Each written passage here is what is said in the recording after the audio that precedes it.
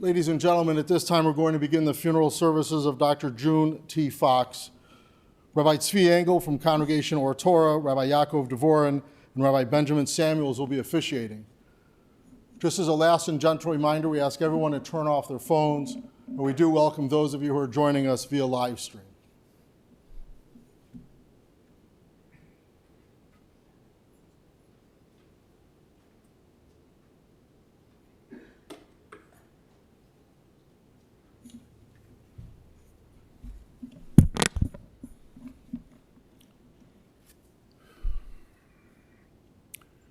Family and friends, we gather here together to pay final tribute and bid farewell to the departed soul, Dr. June Fox Yentechava Bat Shmuel Yitzchak, who at the age of 99 years was called to her final resting place in the world to come this past Sunday, October 29th, corresponding to the 14th day in the Hebrew month of Mar Cheshvan.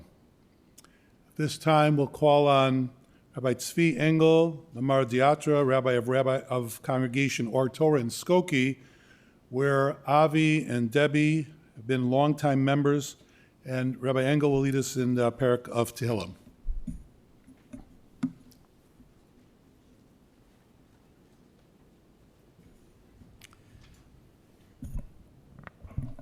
A sad honor to be with all of you today, especially with not just Avi and Debbie, especially Eitan and Allison, members also of Or Torah, but all of the family who is here, with my dear colleagues. I'm sorry to have to meet Rabbi Samuels again under these circumstances. Tehillim Tetvav, chapter 15. Mizmor LeDavid, Adonai mi yagur ba'olecha, mi yishkon behar kodshecha. Holech tamim ufoil tzedek, v'dover emet bilvavo. Lo ragal al lishono, lo asal re'ehu ra'a, v'cherpa lo nasa al krovo. נבזה בעיניו נמאס ואת יראי אדוני יכבד נשבע להרע ולא ימיר כספו לא נתן בנשך ושוחד על נקי לא לקח עושה אלה לא ימות לעולם.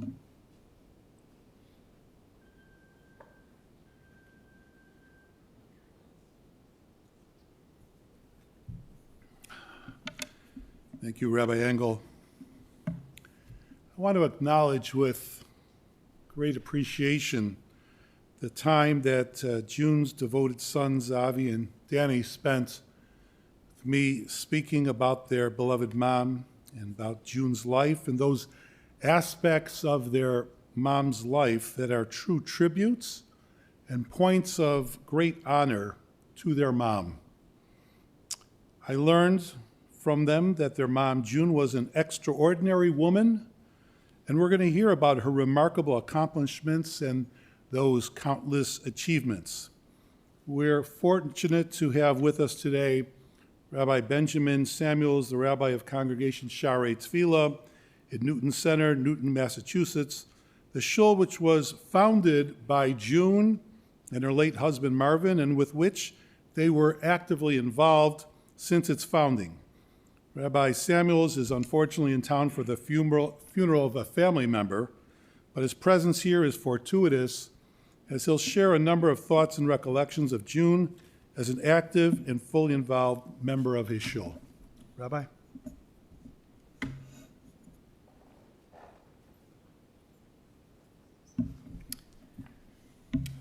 Thank you, Rabbi Devorin, Birshus Harav Engel, Birshus HaKahal.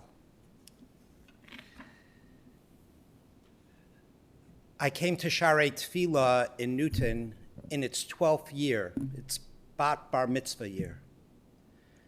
Unfortunately, Marvin was soon after diagnosed and with cancer, and I only overlapped with Professor Rabbi Marvin Fox for a year. June stayed around for a little while longer until she moved to Chicago to be closer to her family, but I was blessed to stay in touch with her throughout all of the years. And most recently, in January of 2022, we observed on Zoom during that difficult period of COVID, the 25th anniversary of Professor Fox. And Zecher Tzadik Livracha. And at the end of that meeting, there was an informal kind of sharing and talking. And in advance of this occasion where we are honoring the memory of June, crafting a memory of blessing, and bringing the sacred vessel that was the body that housed the neshama, that body and soul together made June who she was in life, that in advance of this, I previewed especially the very end, the last half an hour of that YouTube, which I still have, that I'm happy to share if you don't have the link anymore, where she expresses her profound gratitude to her family and for the life that she lived. Our parshiot that we are reading in the Torah tell us of the narratives of our avot and imahot, of our patriarchs and matriarchs. And as I read through the Torah, I hear reverberations, not only of the late, great Professor Rabbi Marvin Fox, Zecher Tzadik Livracha, and now is not a time to be maspid him, but I'm not sure that everyone here knows the gadlut, really the grandeur, the achievements of this extraordinary figure in Jewish life, not only in academic Jewish studies, but in the establishment of the day school movement throughout the United States.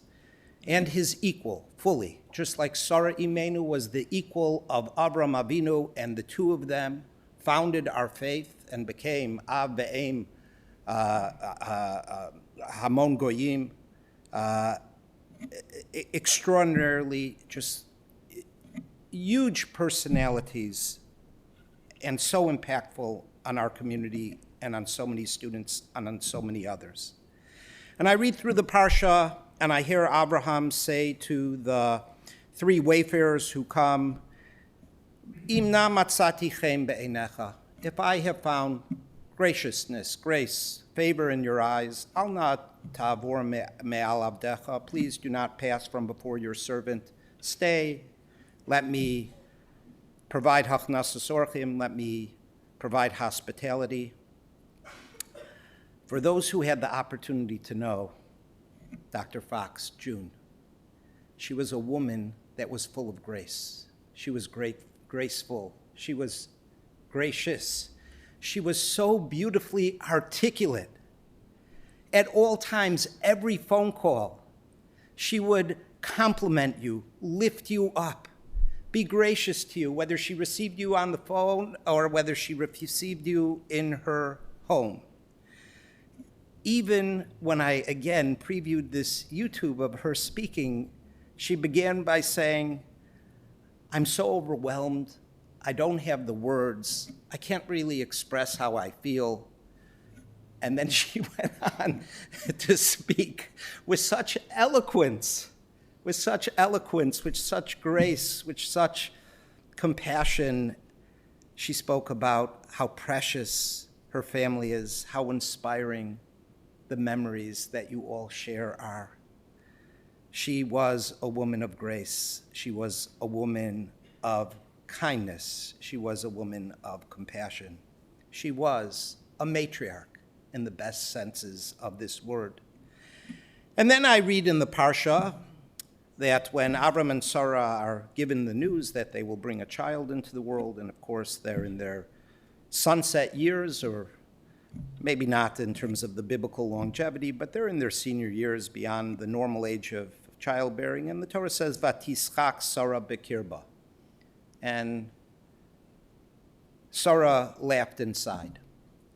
And I focus on this, not, God forbid, to imply in any way, chas v'sholom, that June was not a woman of profound faith. But for those of us who knew Professor Marvin, Rabbi Dr. Marvin Fox and Dr. June Fox in their prime, like I said before, they were monumental individuals of such achievement, intellectual prowess, and capacity. They didn't intend to be intimidating. It just, their achievements were intimidating until their graciousness would envelop you. Certainly June's, absolutely. And so, Vatischak Sarah bekirba, she laughed inside herself. Professor Fox was had a good sense of humor, but was always so serious, so focused on message and purpose. And June was like the perfect corrective. She would, like be the realist. She would be grounded in reality. She would, give her advice so that the grand vision he would try to spout would touch individuals and find their purchase in our world of reality. She was an extraordinary partner, life partner, and she also had, in her own way, her sense of humor to ground it in reality. But most importantly, and this I'm sure we are going to hear from her legacy, all of her children and grandchildren that follows. There's only one reason given in the Torah why God chose Abraham, and by extension, God chose Sarah. It's in this week's Parsha. Ki yadati, because I know them. I know them. I love them and I know them. L'man asher yitzaveh et banav et beito acharav, that they will command their children and their house after him, v'shamru derech Hashem, to follow the path of the Lord, la'asot tzedakah mishpat, to uphold righteousness and justice, l'man havi Adonai al Abraham et asher diber alav, so that God will bring for Abraham and by extension for Sarah all that he promised. The true legacy, beyond all of the academic achievements, beyond all of the students that were inspired by June's work in education, by their partnership in the Jewish world, and all those reverberations in us, their students, is the legacy of the household of the Fox family, of the Begner family. The children, the grandchildren, your grandma, your Gigi, she leaves this world knowing that you are her legacy. And I'm going to quote from her. She said, when we met just a year ago, a little over a year ago, year and a half ago, to honor Marvin's memory, I thank all of you with all my heart. You have made this trip in memory so beautiful. You, my children, my grandchildren, give purpose and meaning to our lives. She was so proud of you. She spoke of you often. She saw in you the best of what she and Professor Marvin stood for. And of course, each in your communities, each in your own ways, continue that grand legacy.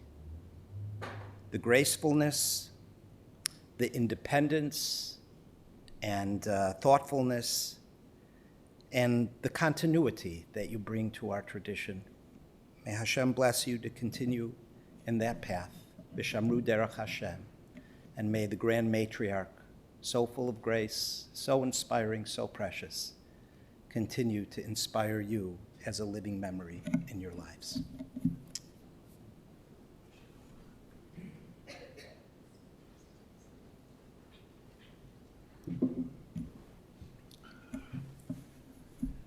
Thank you, Rabbi. Dvarim min halev nichnasim belev. Those words that come from one's heart enter the next, and you've accomplished that here today. I firmly believe, as do others, that there is nothing as genuine and sincere as hearing vivid, descriptive recollections from loving family members, especially at a time like this when one needs to say a final goodbye. Therefore, we're going to hear from several members of June's family. We'll begin first. I call on June's son, Danny.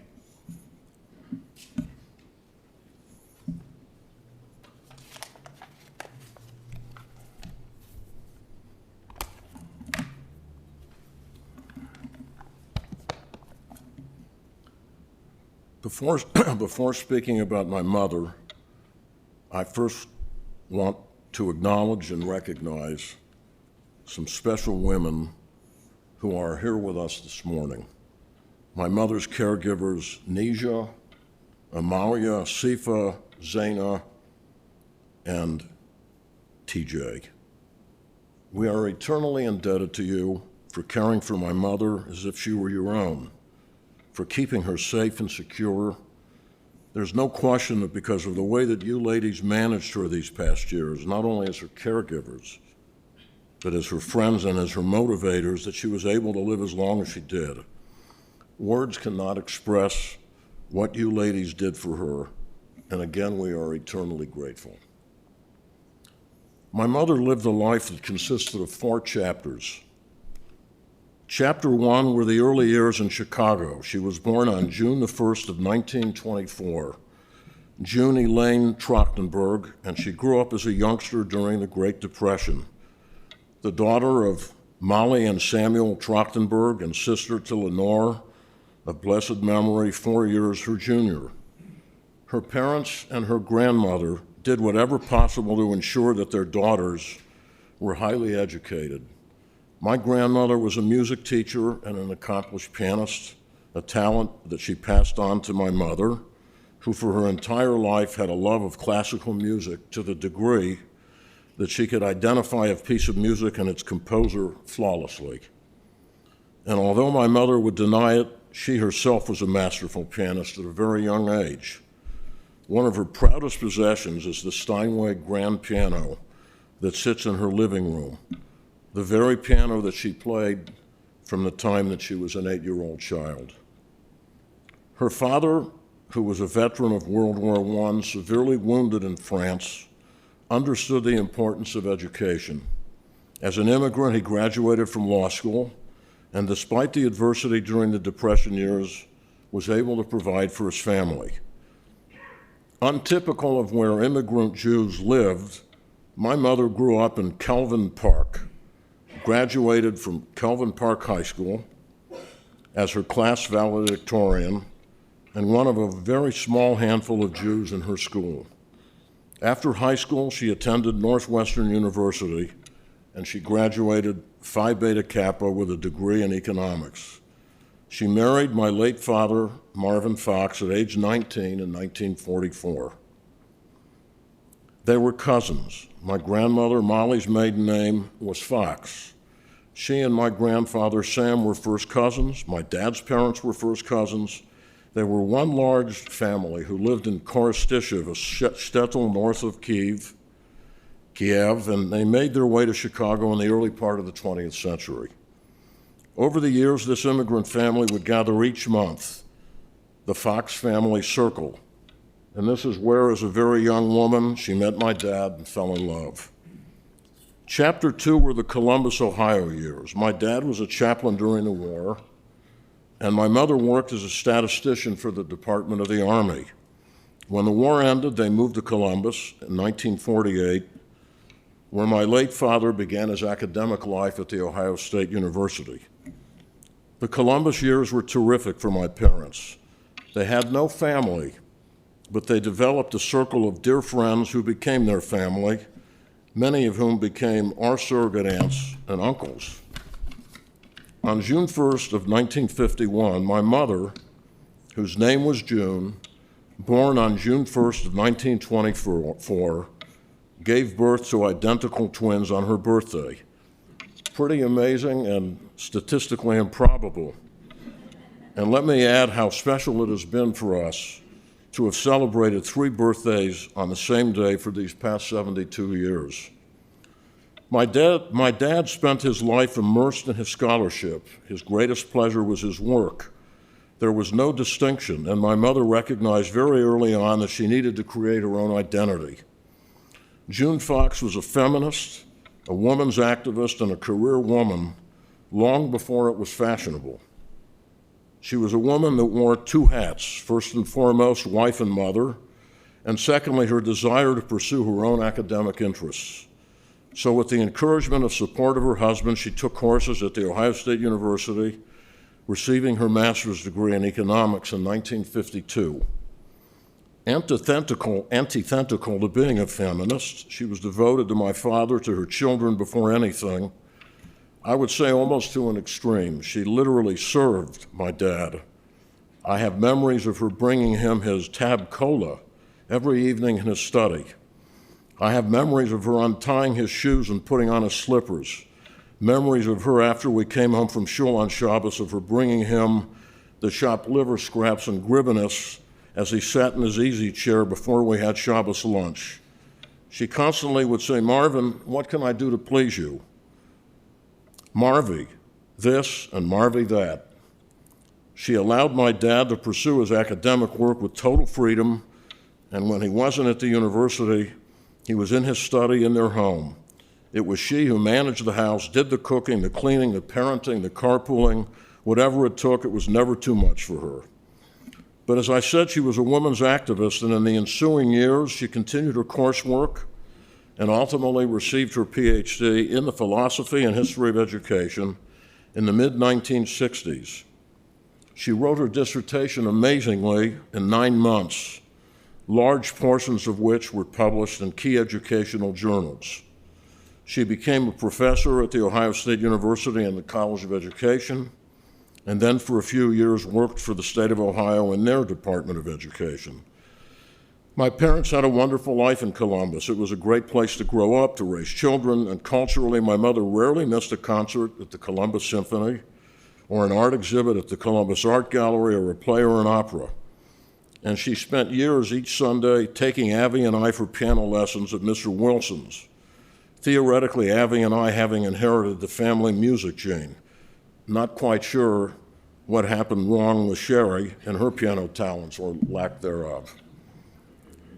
Chapter 3 were the Boston years. In 1974, my parents were off to Boston, where they lived for the next 22 years. For them, Boston was their Gan Eden. Their lives revolved around their shul and their friends who became their family. Their home on Ellison Road in Newton Center was their shrine and palace, which they loved so much. They cherished their annual trips to Israel each summer, and after Sherry married, their frequent trips to London to visit Sherry and Lawrence and their 5 boys.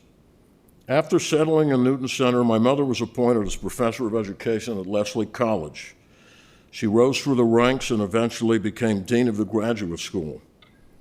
I always found it funny that when I would call her, or if a student or colleague would call her or address her, she answered, "Hello, this is Mrs. Fox.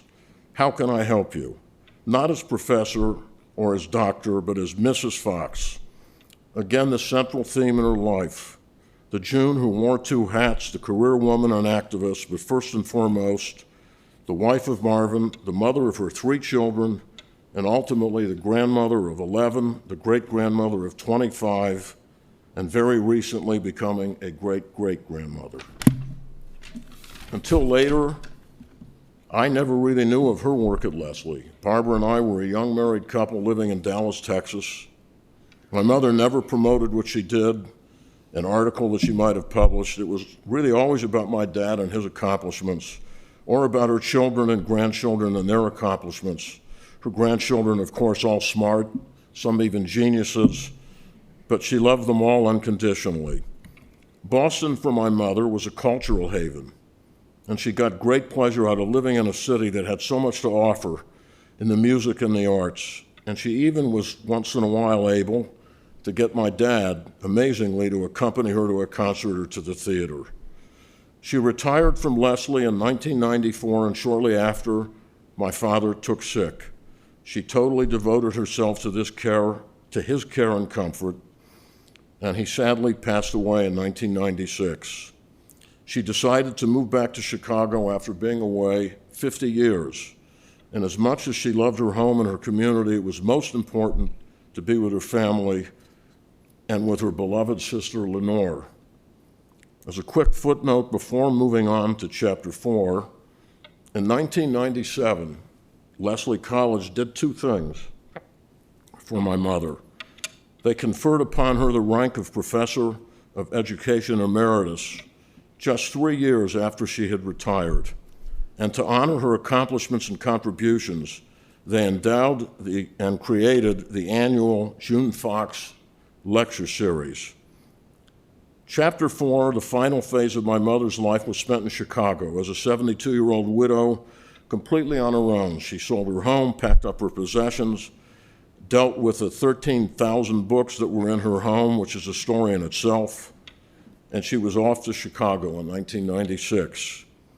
It was a challenging time for her because for the first time in 53 years, she was without my dad. It would now have to be the June that wore the hat of independent woman and thinker.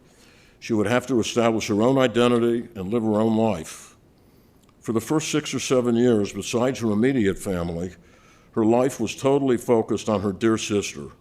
She bonded and reconnected with Lenore after having been apart for 50 years. It was a beautiful thing to see. These sisters were literally inseparable.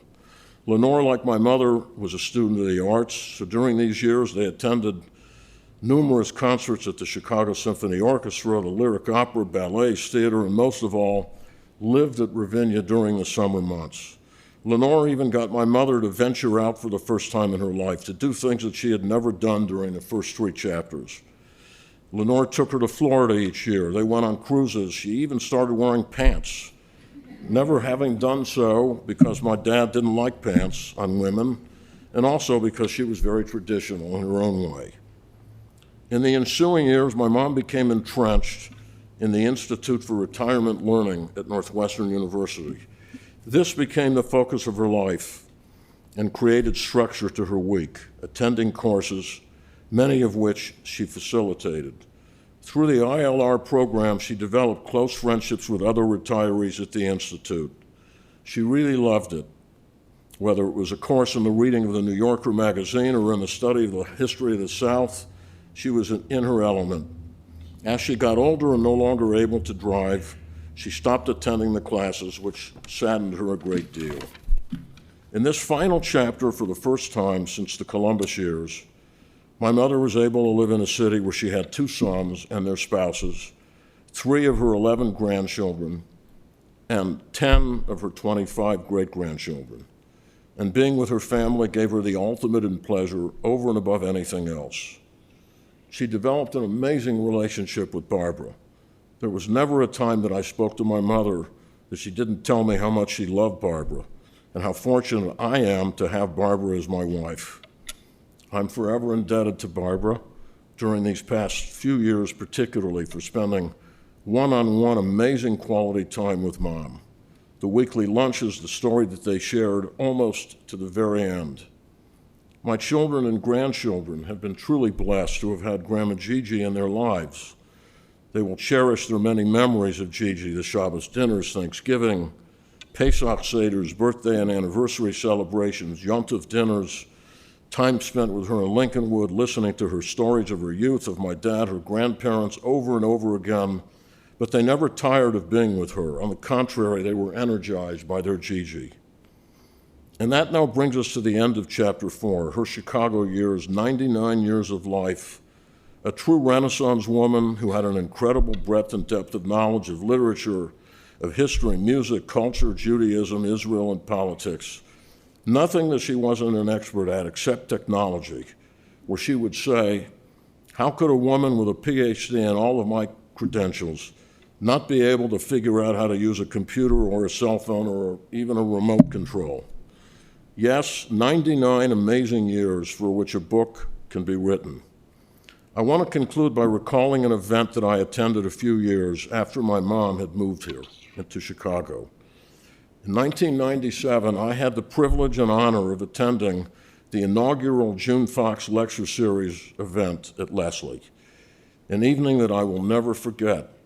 After dinner with the faculty, I escorted my mother into the auditorium, which was filled to capacity. We sat down in the front row and the program began. The university president spoke about Professor June T. Fox with words that were so extraordinary that I finally understood the impact that she had made in her years of academic life. When she was called up to the stage to receive a proclamation and then to speak, the audience gave her a rousing standing ovation with applause so loud that you literally couldn't hear. I was overcome with tears and beaming with pride. It is appropriate that I close with some words written by my dad about my mother in the introduction to his book, Interpreting Maimonides. He writes, and I quote, This book is dedicated to my wife, June T. Fox. She has been my treasured life companion, a never-ending source of encouragement, and my most friendly and rigorous critic. She's the most precious gift that the Almighty has granted me, an unearned blessing for which there can be no sufficient expression of gratitude. Mom, you have been a never-ending source of encouragement to your children. You have inspired us and guided us and loved us unconditionally, and we are indebted to the Almighty for having you in our lives for so many years, a blessing which words cannot express. We love you. May you rest in eternal peace and be back in your library with Dad. Yehei Zichra Baruch.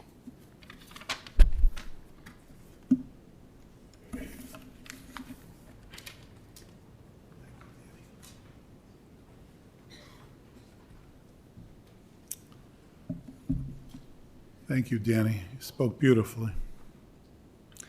Now I'll call on June's daughter, Sherry, for your remarks and recollections.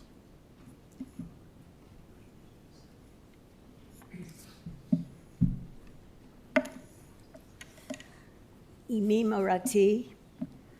I really would like to begin by saying how much I love and miss and acknowledge how much I miss our children who couldn't be here, Aaron and Sammy, Josh and Carly, who are in Israel, and our daughter-in-law, Yael, who's in Paris with our grandchildren.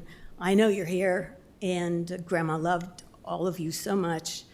And I also want to say what I think my mother would have said and appreciated, that our hearts are in Israel, our hearts are with what's going on in our country and in our homeland, and our wishes and prayers for peace, for the return of the captives, for the refuah shlema of all who have been wounded, and the safety of all of our chayalim. I'm going to echo quite a few of my brother Danny's sentiments. I want to thank and acknowledge the amazing women who cared for our mom over the last years. These angels were her companions, the recipients of her strong opinions, which she was known to have, and of her advice. They have always been good-humored and tender, caring for my mother as they would for their own. Thank you to TJ, Nija, Amalia, Sifa, and Zaina for being there for her and giving her dignity till the last second. I also want to thank my brothers and sisters-in-law from the bottom of my heart for all they've done for our mother, particularly since she moved back to Chicago in 1996. I've been an expat since 1978 and had the privilege to finally fulfill my dream of moving to Israel in 2010, which took me even further away geographically from my mother. But Avi, Debbie, Danny, and Barbara have been devoted to her, and they never made me feel that I was absent. She moved to Chicago after losing our father Marvin, Zichrono Livracha, and was embraced by all of them. You gave Mom brightness and light, kibbud aim in its every sense. And I must mention my late Auntie Nori, my mother's beloved younger sister. When my mom moved to Chicago, she and my aunt were living in the same city, as my brother said, for the first time in 50 years. It was such a joy for them both. My aunt brought my mother through her process of grieving for my dad, and they had satisfying, fun, and meaningful years together. My mom has a beautiful picture of the two of them smiling happily. She used to look at it all the time and comment how fortunate she was to have had cherished time together. It enriched her years immensely. So many thoughts and memories have been swirling through my mind these last days. Mom, watching you hang on to life until your last breath was characteristic of you in every way. You weren't going to give up, and you weren't going to give in easily, but you finally let go because nature won out. We miss you already, and we're grieving for our loss, but we're grateful that you're at peace. I keep thinking, and throughout the last weeks have been thinking of the Dylan Thomas poem, "Do not go gentle into that good night. Do not go gentle into that good night. Old age should burn and rave at close of day. Rage, rage against the dying of the light. Though wise men at their end know dark is right, because their words had forked no lightning, they do not go gentle into that good night.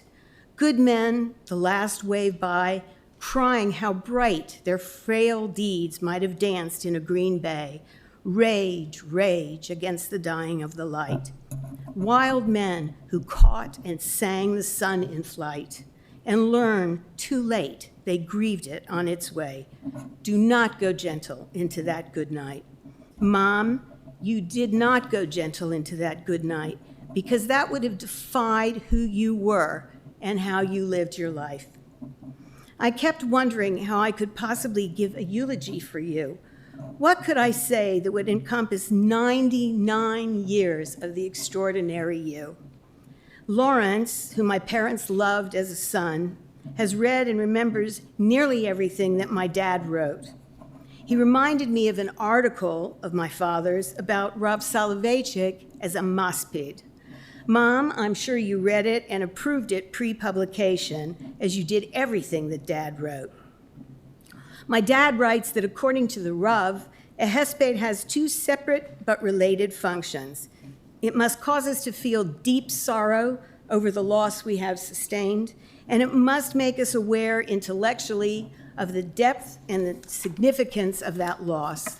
A maspid, my father writes, must uncover the secret recesses of the inner life of his subject, and he must do so with full responsibility for the accuracy and the perceptiveness of the picture he paints.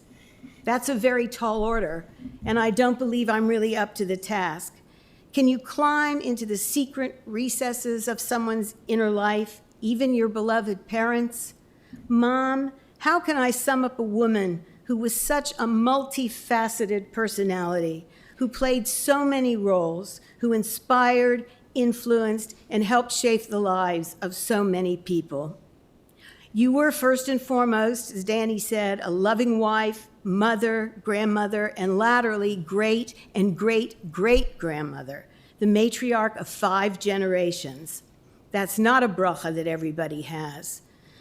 Although it appeared to us when we were growing up that our home centered around Dad's schedule, you were the conductor. You once told me that had you married a generation later, you might have insisted that Dad learn to boil an egg, but that it was your huge pleasure to take care of him and of us. Our home was inviting, the center of social activity for us and our friends, and for your wonderful communities, first in Columbus and then in Boston. Ours was a committed Jewish and Zionistic home. The year we spent in Israel in 1970 was one of the best of your life. Okay, your favorite Hebrew expression was just rega, but I'm sure you understood far more than you let on. You were a proud and upstanding Jew, and it informed and fashioned your life. Our home was filled with the sounds of music, which was your passion, one you instilled in us. Sadly, we never heard you play the piano because you were unbelievably stubborn and single-minded and decided that if you couldn't be Arthur Rubinstein, you weren't going to play. But I'm pretty sure that you did when we weren't listening. We benefited from your love of literature. When I was a child and you were working on your PhD, you took a course in children's literature so that you could steer me towards the most wonderful books. You gave me the love for reading, which was an everlasting gift. You were loved and respected and admired by people of all ages, from all backgrounds and worlds. And you managed to combine everything with your incredible academic achievements. As Dr. June Fox, you were there for your students and for your staff. 20 years after you retired from Lesley College, you still used to talk and worry about my people. And you did it all with real humility. I don't think we knew or understood the extent of your accomplishments or the impact you had on so many people in so many ways. I think Lawrence decided to marry me when he met you, hoping that the apple wouldn't fall far from the tree. It was a good guise on my part. Anyone who ever met you was immediately aware of your fierce political opinions. We never had a phone conversation that didn't start and end with the state of the world and, of course, Donald Trump and Republicans. You were hard to argue with because of your vast trove of knowledge. My boys always said with pride that Grandma knew more about everything than anyone else on the planet, and I think they were right.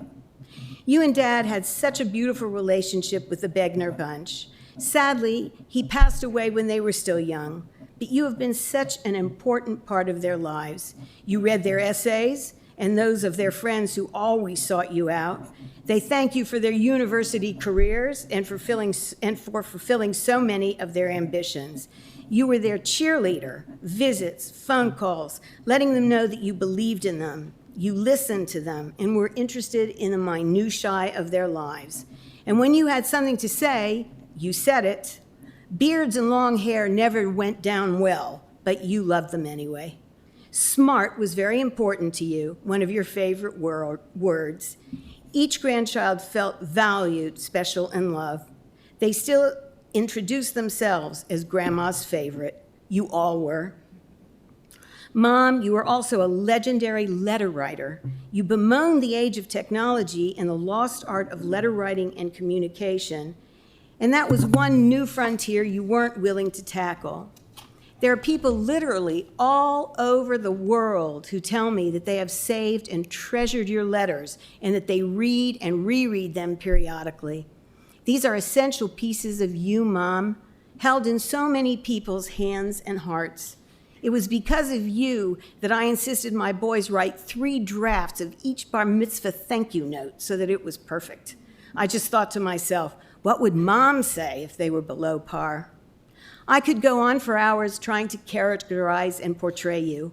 I'll think about who you were every single day and wish that I could have had conversations that perhaps we never got around to. You will always be part of my inner self. Mom, your memory is beautiful and poignant. We celebrate 99 years of your incredible life journeys, and we will always love you. Yehi Zichra Baruch.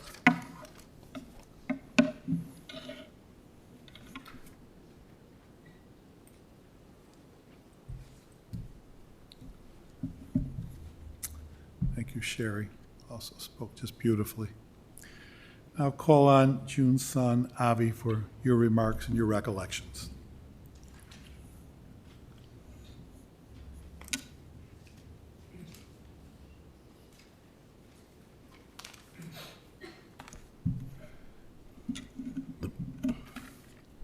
First of all, thank you all for coming. The pattern in the Fox family has been very consistent. Bar mitzvahs, weddings, happy occasions, and sad occasions where there are speeches.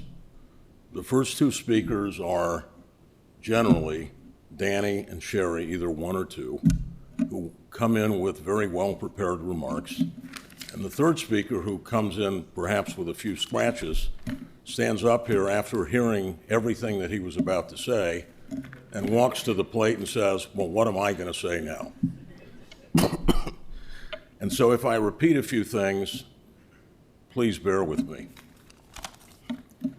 I also, just at the beginning, start by saying that I so much want to thank Sifa, Nija, TJ, and Amalia. Thank you so, so, so much. I also start by saying how much of a treasure it was for June when she came to Chicago to spend 7 extraordinary, precious years with Lenore. And here we have Betsy from Toronto, one of my only cousins, and Jane Shapiro, who many of you know, one of my other 4 cousins, and 2 others, one in Washington and one in Providence. And I know that they're here in spirit. I want to thank Rabbi Dvorin I want to thank Rabbi Engel. I want to thank David Jacobson. And I particularly, on a very personal level, want to thank Rabbi Samuels. I called Rabbi Samuels a couple days ago and asked him if he would kindly send the obituary notice out to the members of the Shaarei Tefillah community in Newton. And he said he would be delighted to do it. I then said to him how much we would have done, if it were only possible, to arrange for him to come to this funeral because of his personal connection with our family. And by a stroke of sheer coincidence, as they say, Mina Shemayim, he said, I'm in Chicago. And now here he is with us. And Rabbi Samuels, your presence here is perhaps a tremendous, tremendous kavod in any way. The memory I have of you, which is not a pleasant one, was the moment my father passed away. You were with him, with me and Danny in his room. And what you did is you taught us what it means to show respect to a loved one. You were a young kid. It may have been one of the first funerals in Newton that you conducted. And you were just simply extraordinary. I'm not going to talk about, as Danny discovered, the first 3 chapters.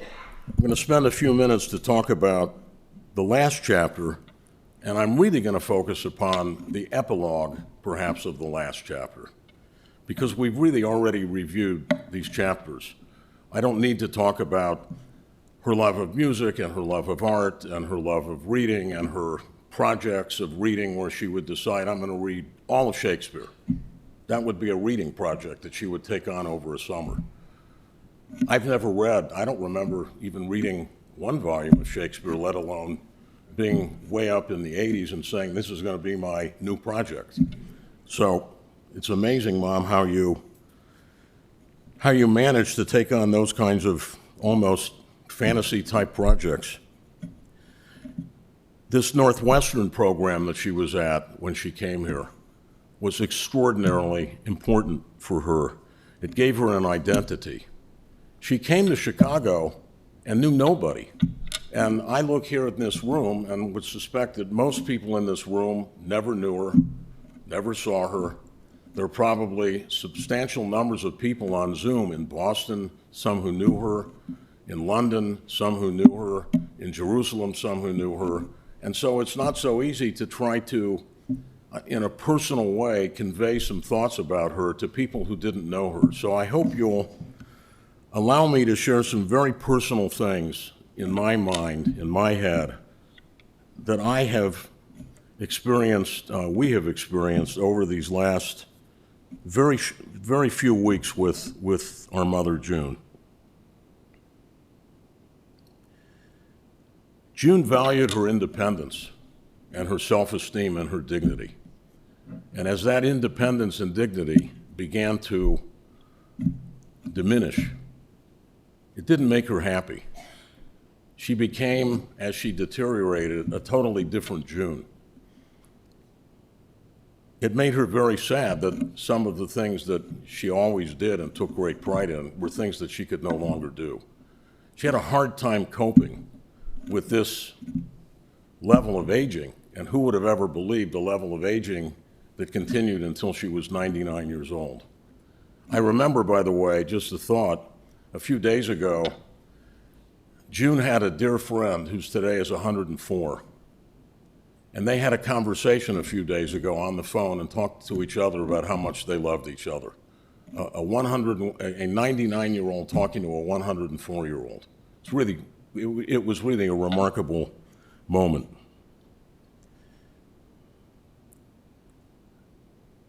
Just as Danny thanked Barbara for her unwavering love and commitment to Mom, I also thank Debbie for her unwavering commitment and love of Mom.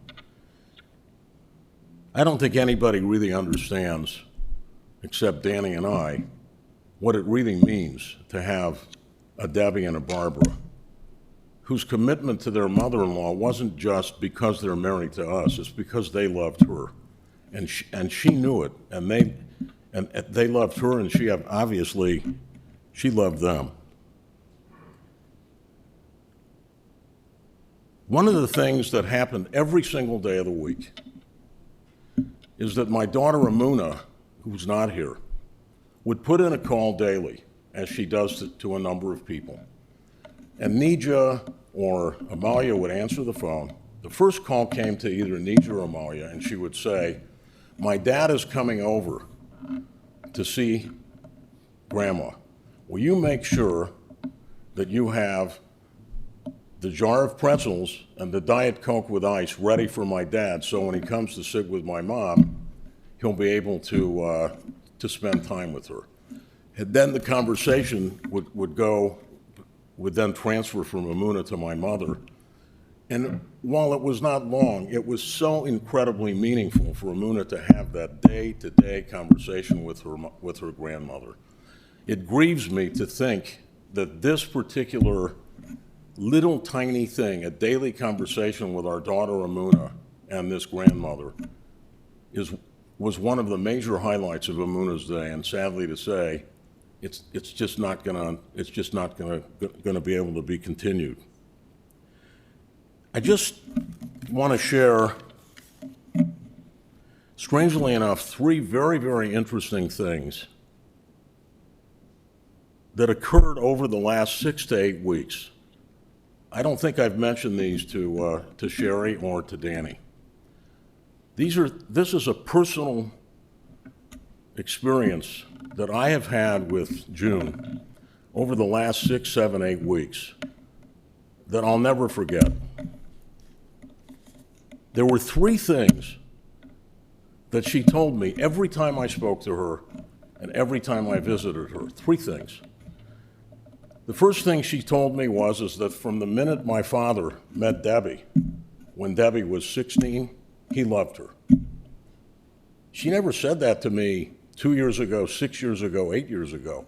But every single time in the last 6 weeks, until she could no longer communicate, she repeated this over and over and over and over. It just was so extraordinary, I can't even describe what it meant to me. There were 2 other things that she did with me on a very personal level. For some reason, when she looked at me, she saw my father. Maybe because I'm a little bigger than Danny, maybe because I may sound like him. She claimed that I looked more like my father than Danny. But when she looked at me, she viewed me in a certain sense as my dad. She saw my dad in me. That's not to say that she didn't see my dad in Danny, but she saw him in me. And how that came across was in many ways, but in 2 specific ways.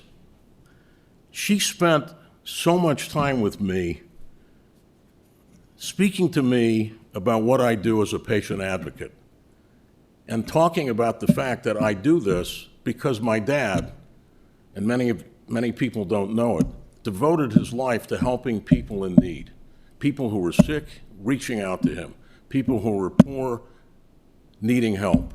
He was passionate about that.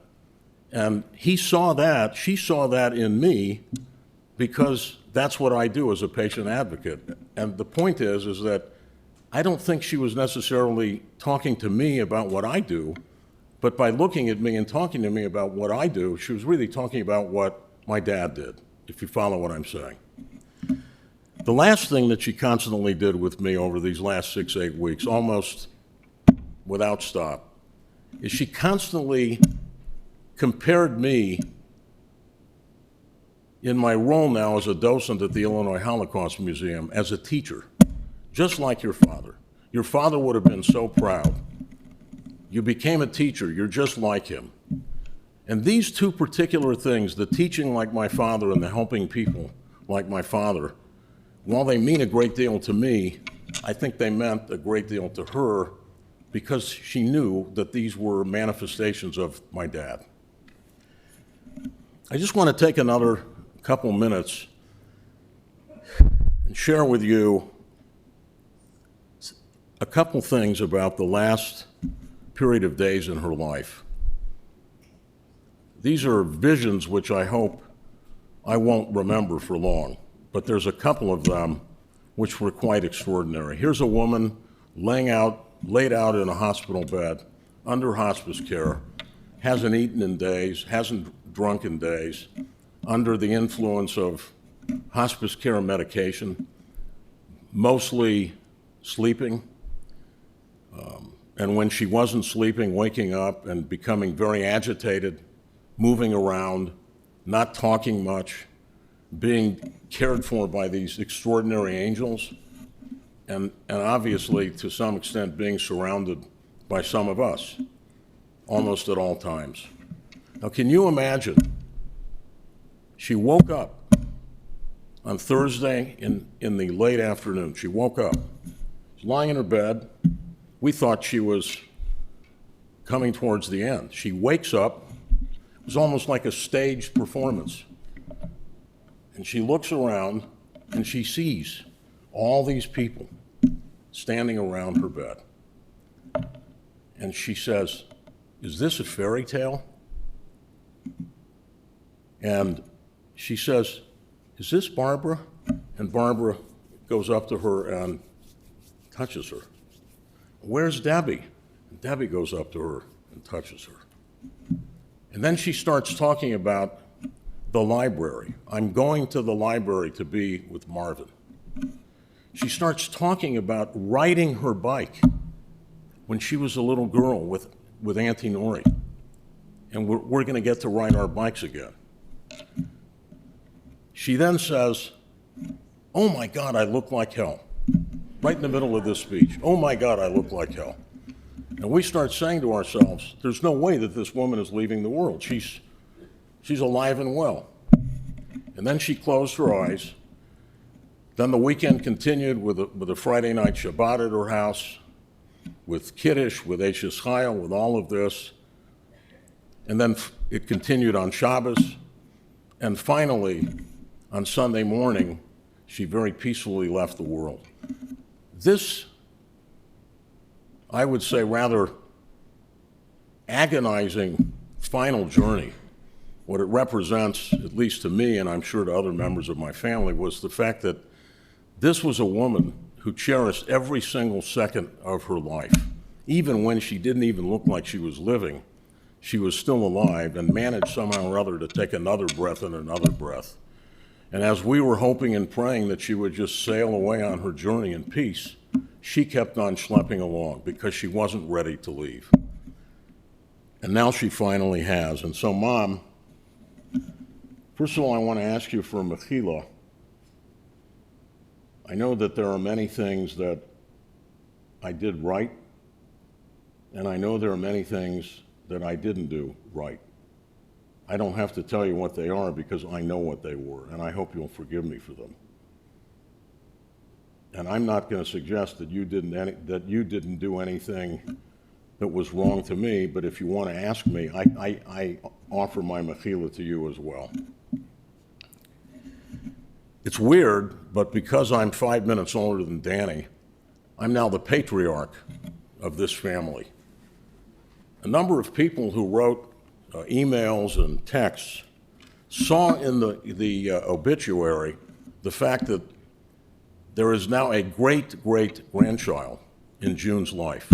Great-great. It's the 5th generation. People were wondering, how is that possible? Well, the truth is, it is possible. This is her great-great-grandchild. His name is Yosef Nachum, and even though she never saw him, she saw his pictures. I'm not sure that she even knew that his mother is my granddaughter, Yonina. I think he thinks that his mother is my daughter, Eliza. But whatever she thought, she had a smile here and there when she saw this little baby. And Mom, now that you're up in Shemayim with Dad, I can assure you that you can look forward to having many, many, many more great-great-grandchildren. I would even imagine more great-grandchildren. You're not having any more grandchildren, that I can assure you of. And again, I want to thank you for coming. Mom, I love you. Yehi nishmasat shurab B'tzur HaChaim, may your soul be bound with the living. I love you, Mom.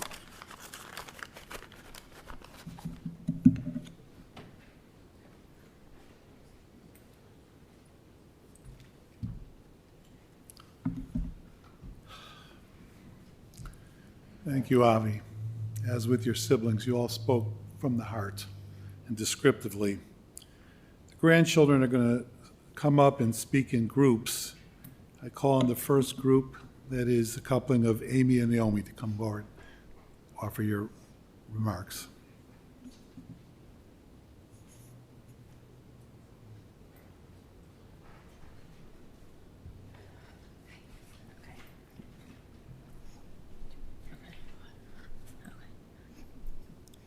For those who do not know us, I'm Amy, and this is my sister Naomi. As we reflected on the incredible life of Grandma June, we found ourselves coming back to two key themes: gratitude and true wisdom. As my uncle just mentioned, a few nights ago, we were gathered at Grandma's with many, but not all of our family. As we sat there surrounding my grandmother, she woke up and remarkably started talking, asking questions, happy to see us all, looking at each of us and saying, "I'm so overwhelmed." And still all the while, with her trademark sense of humor, we told her she looked beautiful, to which she remarked in typical Grandma fashion, "I look like crap." Yes, Grandma had her opinions. As you all know, she loved to learn, but even more, she loved to teach. She could speak for hours about her past, loved telling stories of her parents, her family, her days raising her family in Columbus. She was always curious, but really she was deeply interested. She asked a million questions, a skill she passed down to each of us as well, about many things, including politics, music, art. But what she was most interested in were the coming and goings of her children and grandchildren. She was a gift to us, all of us. She knew something about everything. Whenever Naomi and I had difficulty writing our papers, my mom would say to call Grandma. She will explain it to you, and she did each and every time. Being smart was important to Grandma. She would have loved it if we had gone to Harvard or Yale. I went to Illinois, Naomi, Indiana, a far cry from the Ivy Leagues. But no distinction or degree or accomplishment made Grandma as proud as her most recent title, Gigi, a proud great-grandmother to 25 and great-great-grandmother this past year. Our children were blessed to know Gigi June and were eager to greet her every time they saw her with a warm hug or even a firm handshake. They were happy to play inside her walker, have apples on her living room floor, talk about their math work or creative writings, jump on her bed, and so forth. She took great delight in the cleverness of her grandchildren and great-grandchildren. Again, being smart was important to her. She often used the words smart and clever when describing one of her precious great-grandchildren. And in reflecting, perhaps in her wisdom, her choosing the word smart was a symbol and a signal to all of us for how to live life. After all, she was a brilliant teacher. Certainly smarts were important, but life according to Grandma was much more. S for simplicity. Grandma understood and taught us often how the simple things are what matter most in life, not the material objects or what other people think. To be proud of who we are and where we come from, as evidenced by the way her eyes would light up when telling a story from her past. M for maternal, the value of and importance of family. Grandma always greeted us so warmly on the phone with her trademark, hello, and despite us always calling her, she instantly turned the conversation around with beginning, how are you? Her genuine interest in each of us, our successes, our challenges, our ideas, were what mattered most to her.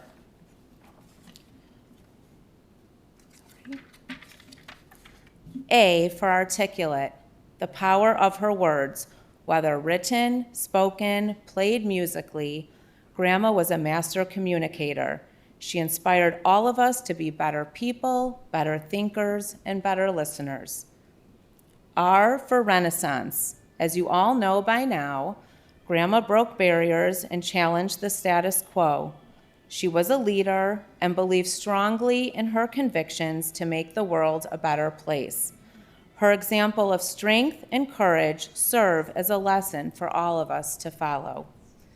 T for thankful, her genuine gratitude for an incredible life lived, full of accomplishment, a beautiful family, wonderful friendships, and happiness. That is true wisdom, and that is how we will remember Grandma June. She was our role model. She showed us how to learn, listen, laugh. That there is an entire world out there that we must find ways to be a part of and make a difference in. She gave us life lessons. On a side note to our dad, we have witnessed how you, Uncle Avi, and Aunt Sherry have devoted your lives to Grandma. We have learned so much from watching you three. Dad, we know how much you're going to miss Grandma June. Your special connection, daily phone calls, and constant visits. We are so fortunate that Grandma's best qualities will live on in you. The last words that my grandmother said while looking at us, this is like a fairy tale. No, Grandma, it was real. You and Grandpa started this amazing family that we are so blessed to be a part of, with aunts and uncles and cousins we love. We just can't believe we will never be able to talk on the phone with you again. We love you so much.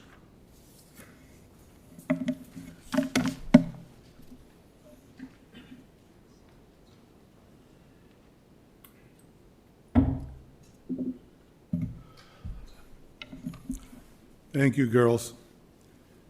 Next, call on grandchildren who come up in the following collection: Jeremy, Aliza, and Eitan.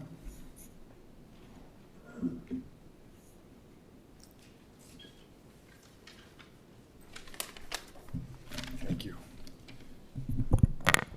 So I think a lot of people have shared stories. You'll probably hear more stories.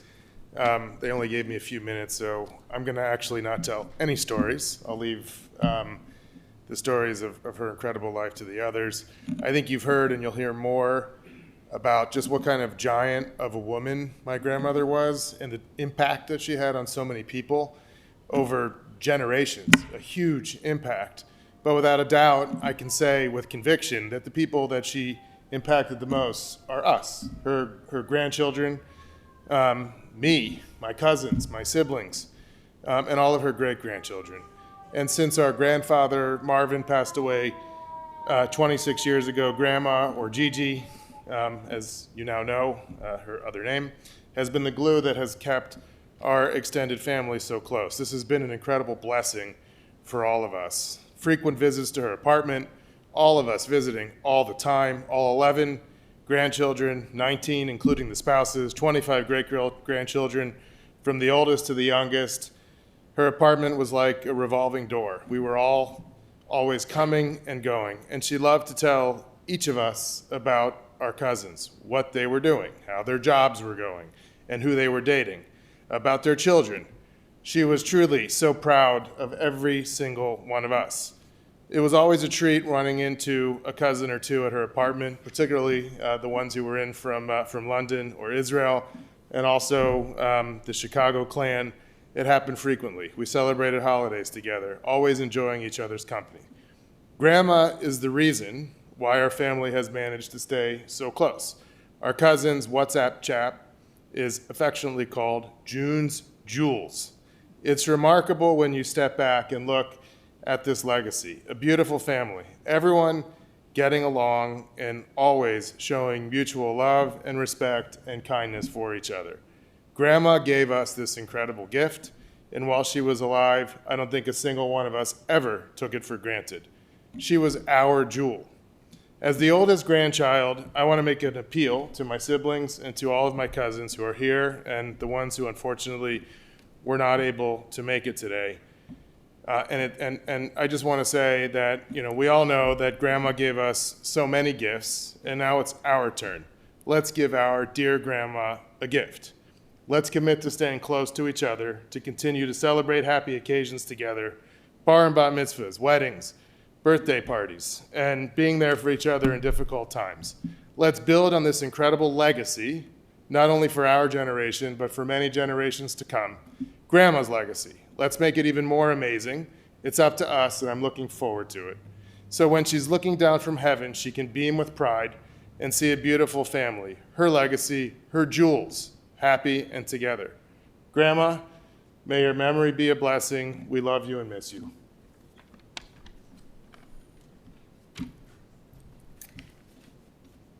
Dear Grandma, it's hard to believe you're no longer with us. Hard to believe we didn't get to celebrate your big centennial birthday that we'd all been anticipating and planning this upcoming June 1st. And it's hard to believe that you're no longer a presence in my life. Grandma, Roniel, and I, and Yonina, couldn't wait to share with you that I, your granddaughter, I also became a grandma. Actually, I became a bubby. And it got me thinking as to what is the role of a grandma, a savta, a nani, an oma, what a bubby really is. And I can honestly say now that I'm in that role, it is unequivocally the best role ever. When we were children, I often wondered if other grandparents were similar to my grandparents. Most of my friends had grandparents of European descent, many being survivors of the Shoah. That to me must have been what a bubby was, a cute little lady baking cookies for her grandchildren. But my grandma, she played the piano and she read the newspaper. And my grandma, most of all, was a dean. It wasn't until I turned about 18, 19, and Grandma, you moved back to Chicago, that I could appreciate with every fiber within me how special and unique it was to have you as my grandma. After Grandpa passed away and I would come home and visit from college, you and I, we always went out. It was either just the two of us, or it was you and me and Auntie Nori, or even sometimes it was you and me and Auntie Nori and the nun. I think she was a nun. And we went to Ravinia, we went to the indoor concerts, and we went to the outdoor concerts, and you and I, we would go to the movies. It never mattered which ones. You loved them all. And then we'd go out to eat. And you complained about certain restaurants here, but we went anyways, and we always had a fantastic time. And then as the years went on, and I too went into education, and I too became a teacher, we would have long and lengthy conversations about the philosophies of pedagogy and teaching and education. And Grandma, how lucky and fortunate I felt that I could have these conversations with the master educator. And then, as Dave coined that term 21 and a half years ago, you became Gigi, great grandma. Nothing, and we can all agree, nothing gave you greater joy than seeing all of your great-grandchildren. When my twins, Yonina and Sam, were born, you would fly to New York over the course of those first few years, and you would sit and you would observe the twins, and you would compare, and we would discuss when my dad and Danny, Uncle Danny, were babies, and now I too, the mom of twins. Until these last couple of years, every conversation you and I had would somehow turn to what we were all studying, what I was studying, what Roniel was studying, and of late what my children were studying, because everyone knows, Grandma, to you education was paramount.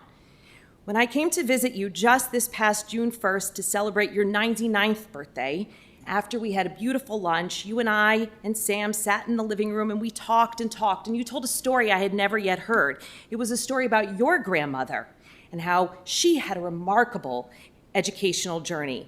You instilled in each and every one of us the importance of learning at any level, and I always felt immeasurably proud that I had become a teacher, just like you.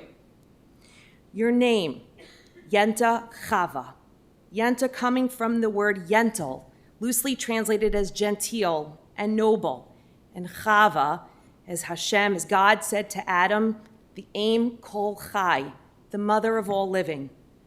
Grandma, there is no name more perfect to embody who you were. You were both noble in all of your pursuits, and yet understated and always genteel. But in this role as teacher, professor, dean, your most important role was as Aim Kol Chai, a mother, a grandmother, a great-grandmother, and now a great-great-grandmother. Yenta Chava, Grandma, your legacy is tremendous, one that each and every one of us here will surely treasure, because you were the grandmother of all grandmothers.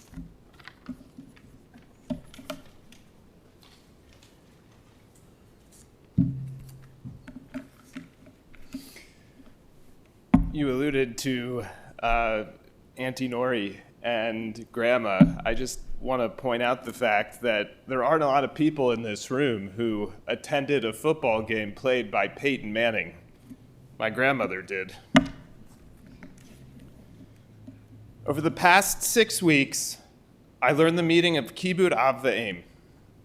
Dad, Danny, and Sherry, as a 12-year-old, you gave me the greatest gift I could have ever asked for, moving Grandma to Chicago, and your dedication to her over the past 27 years never wavered.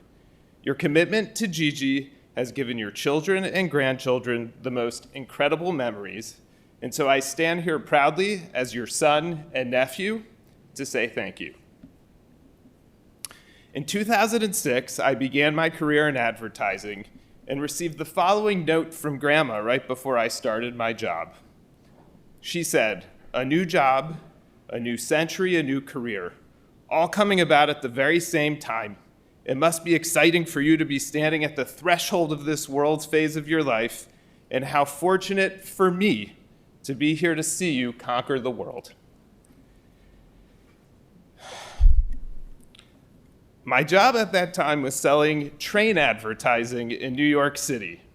One afternoon, I called my grandmother to share that I was headed to a meeting to meet with a marketer who handled the advertising for an owner of a few Burger King restaurants to sell him some advertising space.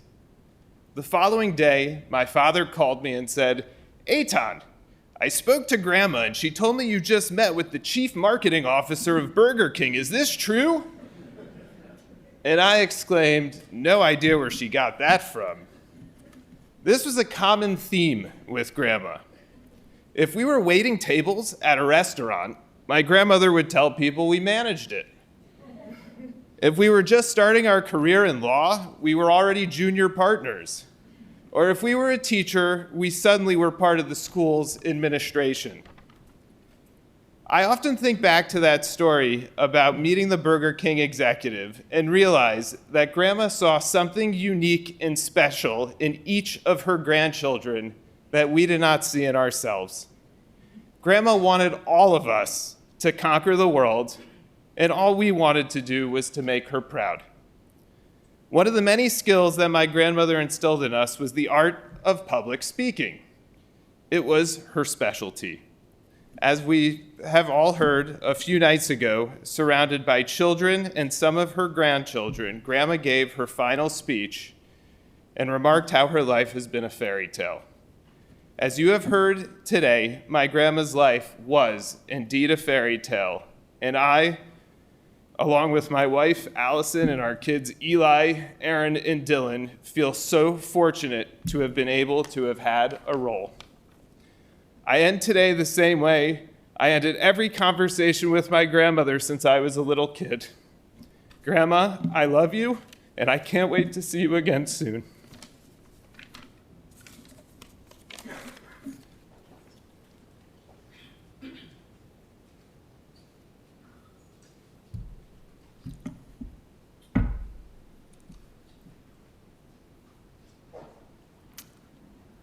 Thank you, all three. Again, articulate, eloquent, and from the heart. The next group of grandchildren have traveled many miles to be here. We acknowledge, as we call them up, David in from London, Jonathan in from Paris, and Mike is here from Tel Aviv. If you'd come forward.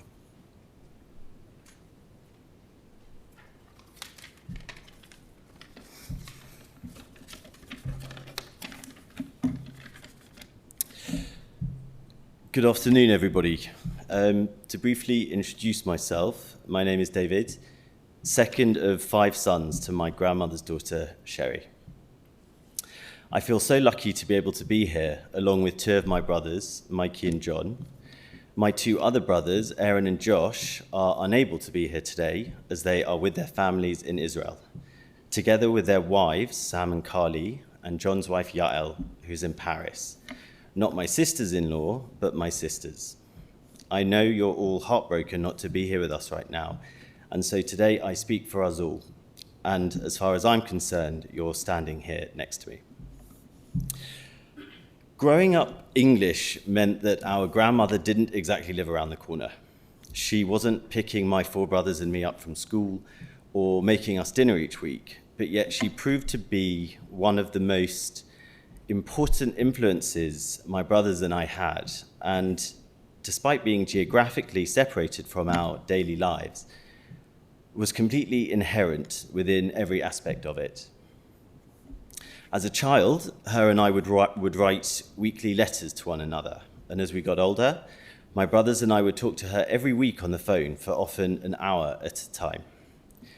And we were lucky enough that we got to see her multiple times a year, both in London and in America, first as a family, but then going individually, rooted not in a sense of obligation, but rather pure desire to be able to spend a few precious days with her one-on-one. Her London trips were the perfect balance of traditional grandmotherly grandson activity, as well as those more unique to our grandma. On the more traditional side, we would play games, go for long walks, and bake cakes. There was the staple argument over who got to sit next to her at the dinner table, and every Pesach, we'd watch her cook her famous scalloped potatoes, matzo balls, and be far too invested in her annual sponge cake making ritual, the outcome of which would be a topic of many a discussion. But more uniquely to our grandmother, we simply talked about everything with her. Art, culture, history, politics, economics. The knowledge that she possessed and could summon in an instant was mind-blowing. In fact, rather than sitting in the audience at our university graduations, she should have been up on the stage with us, accepting our diplomas for all of the hours she put in reading and amending and discussing our essays and dissertations. That's another 5 degrees to add to her already impressive list of academic achievements. In fact, when my brother Mikey applied to read American Studies as his undergraduate degree, she arrived in London with a huge folder of notes that she had prepared across several modules and ran a seminar for him every day for 6 days, each day focusing on a different topic. Suffice it to say, nobody has ever been more prepared for an exam or offered a place more readily. When I was in my early 20s, we were discussing a novel, and she asked if I'd read another seminal piece of work by the same author. When I said that I hadn't, she looked a little nervous and started to ask which great works of literature I had and hadn't read.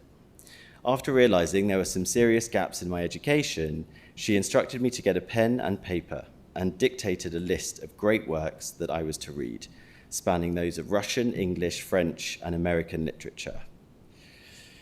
It was a long and intimidating list, but one that she kindly informed me that if I didn't start to make a dent in, she might need to disown me as her grandson. And so it began. I started with Anna Karenina, moved on to A Tale of Two Cities, and then for some light relief, switched to War and Peace. On completion of each novel, we would discuss it in detail, dissecting each theme and character. I still have the list today, that same piece of paper, and Grandma, I'm not yet finished it, but I promise you that I will. But what was so extraordinary about her was that despite being an incredible mind and a person who spent her life surrounded by great thinkers, she always made us feel like our opinion, our voice mattered and gave us the confidence to speak freely. This was our grandmother, the educator, and like all great teachers and great grandparents, in fact, she gave us the capacity to believe in ourselves. On arriving in Chicago, or her arriving in London, on one of her visits, the first thing she did after giving me a kiss was to say, "Let me look at you." She'd put her hands on my shoulders and stare at me deeply. I could see the joy on her face to have me with her, a look that told me instantly that I was loved by this woman unconditionally. And then tell me that I look handsome even with that stupid-looking beard covering my face. And then within quick succession, flexed her Jewish grandmother credentials by asking me when I'd be getting married. We then get to planning. It's not possible to count the thousands of hours we spent with her staring at paintings in galleries, enjoying pieces of classical music in concert halls, or sitting watching movies or plays. And the soundtrack to all of these events, apart from the shake of her box of Tic Tacs, was that of discussion. What was the painting or the play trying to say? What was its social or historical significance? Whether it was successful in what it was trying to do, and if not, why not? And these discussions went on late into the night. I can still picture my brothers and I lying on the bed or the sofas, sitting on the floor, debating and exchanging ideas, or simply listening to her telling us stories. Stories of her youth, her life with my grandpa, her fascinating career, or about the misadventures of our mum and uncles. And we hung off her every word. The thing about the best of times in all our lives is that we don't often know we are experiencing them until they're gone. But boy, did we know it. We knew that we were so incredibly lucky to have this powerhouse of a woman as our own grandmother, and we didn't want to miss a second of it. And these hours of discussion didn't just exist in a vacuum. They aren't just a collection of happy memories, the best of memories, in fact, but rather they had a knock-on effect, an impact on every aspect of our daily lives. To be able to think critically, to value art and knowledge in all its forms, to question and challenge, to be interested and engaged with the world around you, to make a contribution, and to treat every person you meet with equal respect. This is a formula to live a full and fulfilling life, and one that we know how to do because of my grandmother. Because without knowing it, she taught us how to do this, taught us how important it is, and that to be a person who doesn't engage with all of the beautiful things this world has to offer, to live the unexplored life, is a life unlived. And all five of us carry this with us every single day, and therefore, in essence, are carrying her with us every day, and will continue to do so tomorrow, and the day after that, and all the days after that. In my grandfather's book, published after his too early death, my grandmother wrote the introduction. In it, she finished by saying that shortly before he became ill, he said to her the following: "I have lived the most richly rewarding life any man could have hoped for. How many of us can say that all the dreams of their youth have become true? I can, and I have been truly blessed." Now, this statement doesn't just apply to him. I know in my heart of hearts that she felt the same way. She even said last week, seeing her family around her bed in her final days, that it was a fairy tale. Well, that, and whether I was married yet. To have experienced a great love, raised a family that you loved and who loved you in return, to have had a fulfilling career that left a true mark on this world, and to have soaked up every drop of knowledge and beauty on offer for almost a century, these were her dreams, and they all came true. And to be able to say that is a blessing. We love you, Grandma, and thank you for sharing with us so many of your wonderful gifts.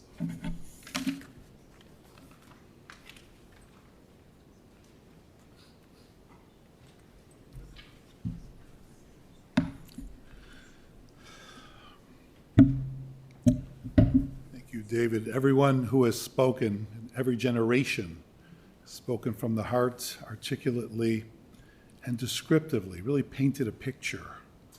And whereas the depth of your mother, your grandmother, is so great that you worried, and you said as much, about words being insufficient to pay tribute to her, collectively, you've all done that, truly.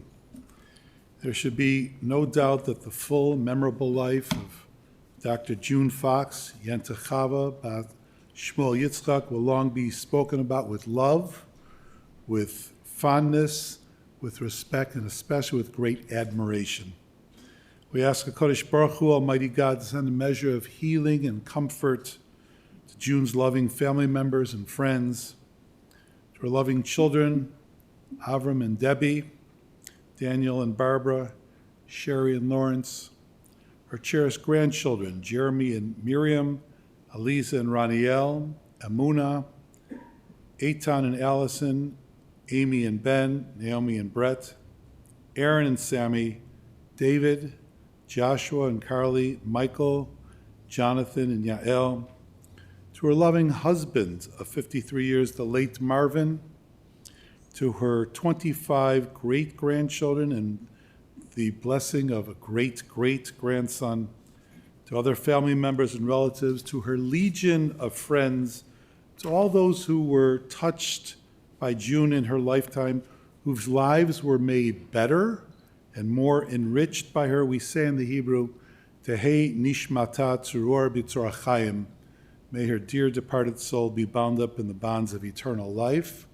Together we say, Amen. I offer at this time the Mizmor LeDavid, which I'll chant in the original Hebrew.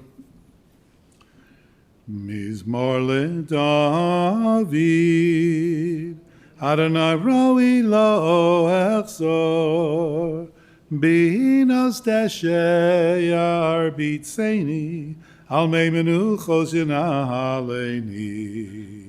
Nafshi yeshovev, nafshi yeshovev, yancheni b'maglei tzedek, oy leman shemo, gam ki elech begeit zalmoves, lo irara, ki ata imadi, shivtecha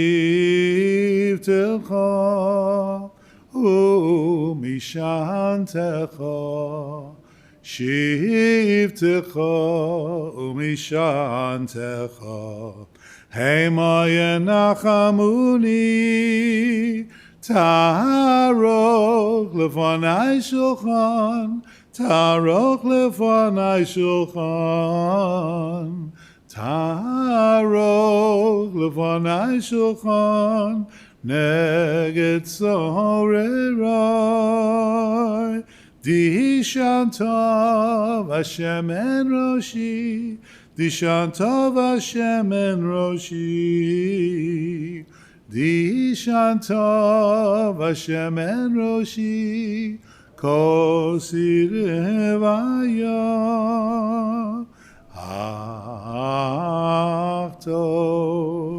achto v'chesed, yedefuni,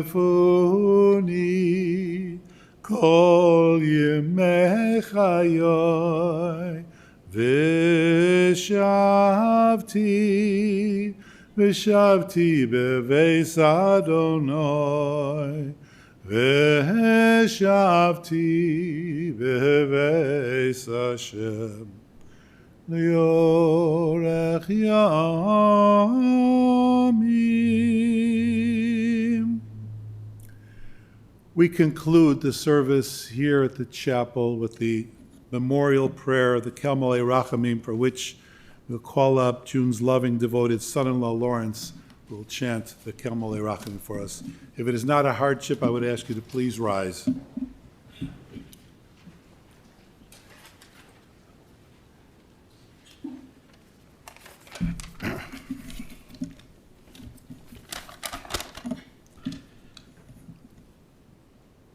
El molei rachamim shochem b'amromim, hametzahim nuchanu al kanfei hashechino, v'malos kedoshim utorim, k'zorak yemazhirim, Es nishmas yentachava bas Yitzchok Shmuel v'moli shalchol olomo oavu shianu mispalalim biad haskoras nishmoso v'gan heiden tehei menuchoso.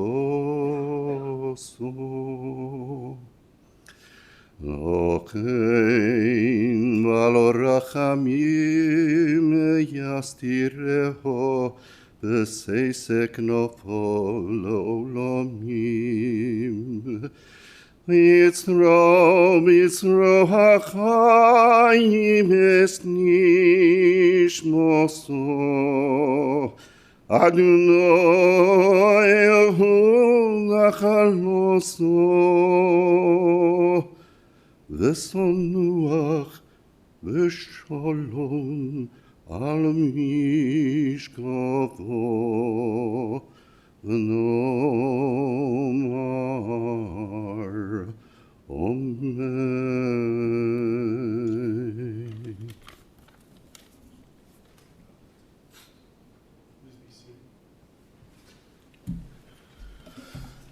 Ladies and gentlemen, the interment service will continue at West Lawn Cemetery located at 7801 West Montrose.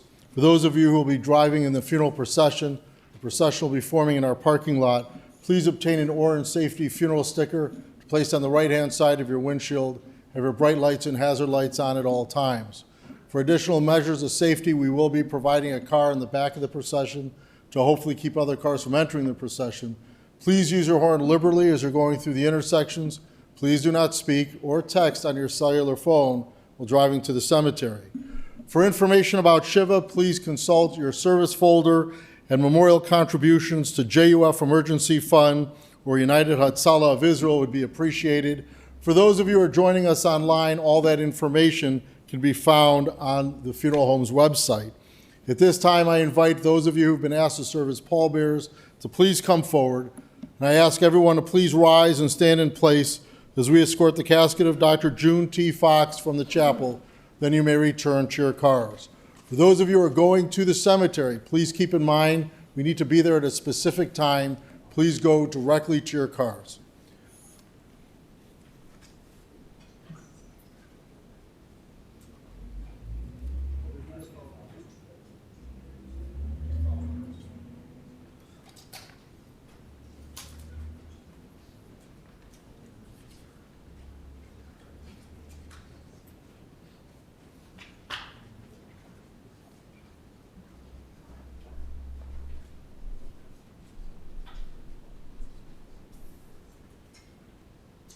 Family, this